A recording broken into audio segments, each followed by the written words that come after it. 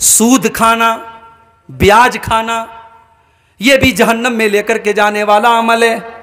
अल्लाह के नबी फरमाते हैं इज्तनिबु सबअल मुबिकात, 7 हलाक कर देने वाले गुनाहों से बचो। उन 7 गुनाहों में आपने फरमाया व अकुलुर रिबा, सूद और ब्याज का खाना। सूद और ब्याज का खाना यह भी अल्लाह ताला को नाराज करने वाला और हलाक करने वाला और जहन्नम में लेकर के जाने वाला अमल है। शेख साहब, बैंक में अकाउंट तो हम सब ने खोला है और बैंक में हर 4 महीने पे 3 महीने पे बैंक की पासबुक पे लिखा रहता है 1000 रुपये पे इतना इंटरेस्ट आपको मिला, 1 लाख में इतना इंटरेस्ट मिला। इंटरेस्ट तो मिल रहा है, ब्याज तो मिल रहा है, उसका क्या करें? कुछ उलमा ने फतवा दिया बैंक के अकाउंट में पैसा आया ब्याज का, उससे लैट्रीन बनवा लो, उससे रास्ता बनवा लो, मसला हल हो जाएगा। मगर यह फतवा सही नहीं है भाई। लैट्रीन भी तो हमारी जरूरत की चीज है, रास्ता भी तो हमारी जरूरत की चीज है। जब ब्याज का पैसा हराम है, हम उससे रास्ता नहीं बनवा सकते, उससे लैट्रीन नहीं बनवा सकते। कुछ उलमा ने कहा उस पैसे को छोड़ दो अकाउंट में।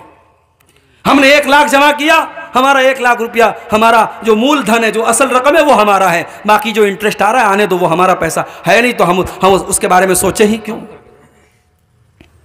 मगर ये चीज इतनी आसान तो नहीं है।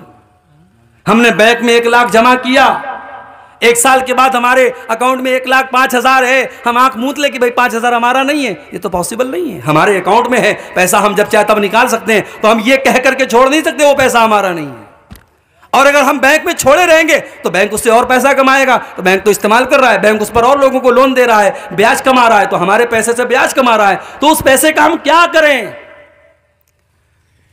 इस बारे में जो मुनासिब फतवा मालूम होता है वो ये है कि उस पैसे को हम निकालेंगे, अपने यूज में नहीं लाएंगे।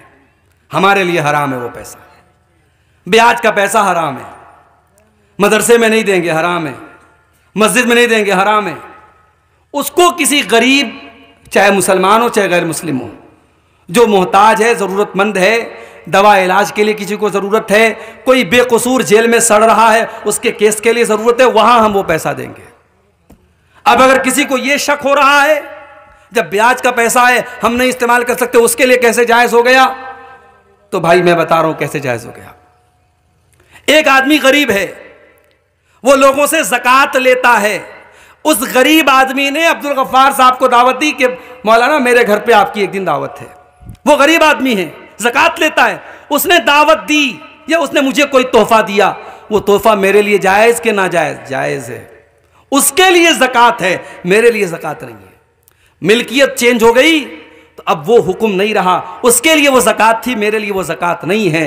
तो ब्याज की रकम हमारे लिए ब्याज थी, हमने बतौर मदद उसको दे दिया, उसके लिए इस्तेमाल करना हराम नहीं है। मगर हाँ, यहाँ ये बात याद रहे, उसके ऊपर कोई सवाब की उम्मीद नहीं रखना चाहिए, उस पर ना कोई सवाब मिलेगा। बस मकसद ये कि वो पैसा वेस्ट ना हो, वो पैसा ज़ाय ना हो, पैसा इस्तेमाल हो जाए। तो ब्याज का खाना बहुत बड़ा गुनाह है मेरे भाई। और अल्लाह के नबी ने तो यहां तक फरमाया, सही मुस्लिम की हदीस है, लान अल्लाहु आकिल रिबा व मुकिलहु, ब्याज खाने वाले पर अल्लाह की लानत, ब्याज खिलाने वाले पर अल्लाह की लानत, व कातिबहु, ब्याज की गवाही लिखने वाले पर, व शाहिदही, और ब्याज की गवाही देने वाले पर अल्लाह की लानत हो। और आपने यह भी फरमाया सब बराबर हैं, ब्याज का लेने देने वाला दोनों बराबर हैं। हमारे यहाँ इतने बेगैरत हम हो गए, आज कितने मुसलमान हैं ब्याज पर दूसरे मुसलमान भाई को कर्जा देते हैं, चंद पैसे के लिए, चंद टके के लिए अपने मुसलमान भाई को वो ब्याज पर पैसा देते हैं। याद रखो मेरे भाई, इतना बड़ा गुनाह है ये ब्याज खाना और कमाना। अल्लाह ने कुरान में अल्लाह और उसके रसूल से जंग करने के बराबर इसको करार दिया है। और हदीस में अल्लाह के नबी ने फरमाया कि सूद और ब्याज के 70 से ज़्यादा दर्जे हैं, जिसमें सबसे हल्का दर्जा ये है कि इंसान अपनी सगी माँ के साथ ज़िना करे।